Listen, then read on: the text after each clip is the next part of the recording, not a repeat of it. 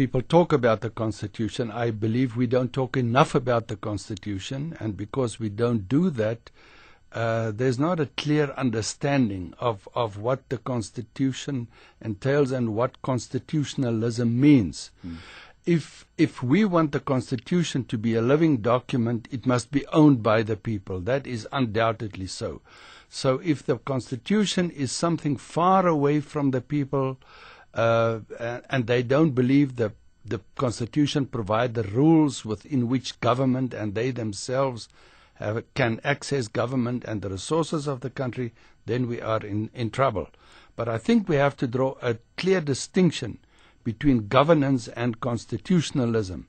If you can't get hold of your parliamentary representative, that has got nothing to do with the Constitution. And if a policeman, with great respect, loses a file, it hasn't got anything to do with the prevention of crime.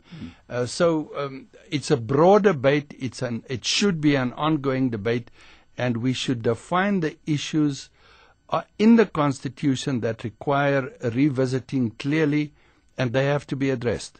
One of the issues that's been spoken about quite a lot lately is the issue of the land, for instance. There are some in our society who are saying the real reason why there is such a slow pace of land reform is simply because of the property clause in the Constitution, and that should change. That kind of debate, what does it say to you? Well, that kind of debate has to be had in this country, and we have to see it for what it is. We cannot shy away from the fact that Sol Plaatje on the 20th of July 1913 said that it was a terrible experience to wake up a pariah in the land of your birth. So those issues have to be corrected. And I do believe we're sitting on a powder keg if we don't address the land issue in particular. However, having said that, what does it say if the relevant government department do not fill all their vacancies in the department, and because of that, inter alia, don't deliver on the expectations of the people? If the constitutional provision is an obstacle, it has to be discussed and debated also against that background. Because there needs to be a balance here between raising those issues and, on the other hand, dealing with what others are saying is an attack on the Constitution and constitutionalism. Absolutely. I think those are two debates, as you rightly point out. The attack on constitutionalism, by and large, to me means that you have to consider whether the system of governance and government in the framework of the current Constitution is what we aspire to have. Or do you want a different system? Do you want a system of parliamentary rule where a simple majority carries the day, 50% plus one, and one parliament does not bind another? In this system that we have, the Constitution is embedded in a set of values. Those values are highly entrenched. 75% of the vote of the National Assembly can amend that, and the Bill of Rights you need 66%. And what the values mean, and what the Bill of Rights mean, and what the Constitution means has to be interpreted by an outside body, by a court, the Constitutional Court in this case. It is not a matter of the legislature and Parliament making their own rules and being the own and sole interpreter also of their actions. What I think one must never, ever forget is that 60% or 70% of support for a particular party does not mean that the other 30% of the citizens of the country now become subjects of that party. They remain citizens of the country, and they have to be protected. Very interesting. Let me bring in Mr. Lawson Naidoo. Mr. Lawson Naidoo, one of the stated objectives of CASAC, of course, is the defense of the Constitution. But where do you draw the line between raising discussions or raising objections to the interpretation of the Constitution and an attack on constitutionalism?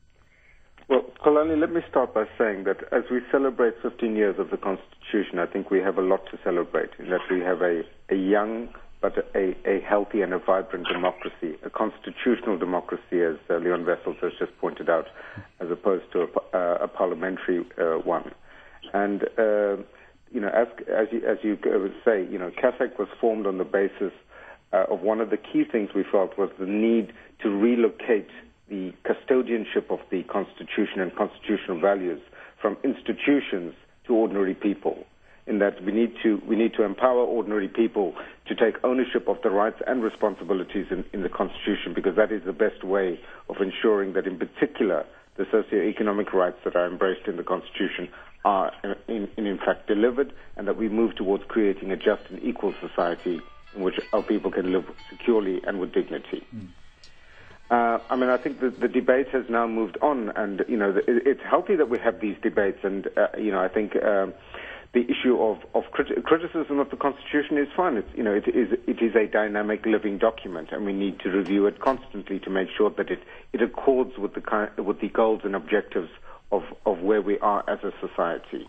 For example, Parliament has a Constitutional Review Committee that is there to receive submissions from members of the public on recommendations to amend the Constitution. Now, this is an opportunity for the dynamic evolution of this founding document of ours.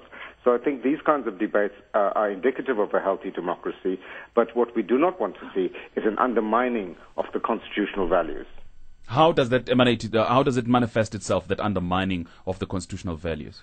Well, I think it's the talk about moving away from the values of the Constitution, but by seeking to blame the Constitution for the lack of progress in transformation in our society, for example.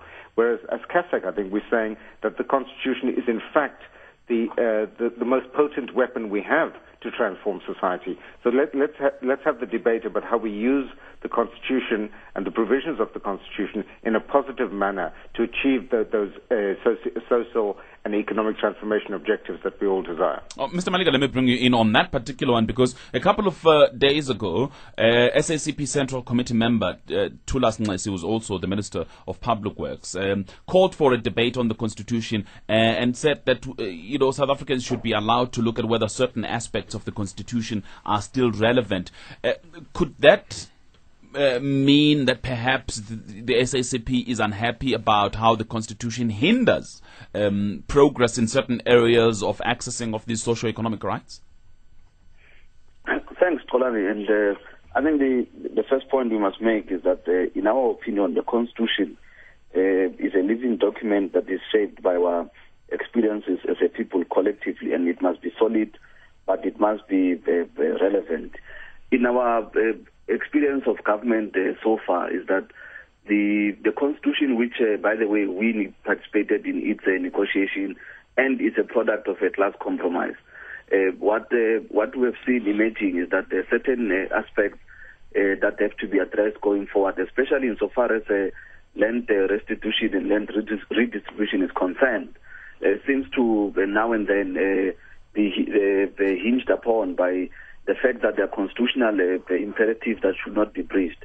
The whole thing about the economic emancipation of our people. So the point we're raising is that if that's the case, shouldn't we be having a discussion that allows us to shape the Constitution in such a way that it assists us to take forward the aspirations of the people, instead of it being used by an elite and a small group to say to the majority of the people who are yearning for land and who are yearning for economic empowerment that you cannot do so because it's unconstitutional. Let me pick up on that issue of it being used. But before I get there, you said earlier on it's a product of a class compromise. What does that mean? Look, there are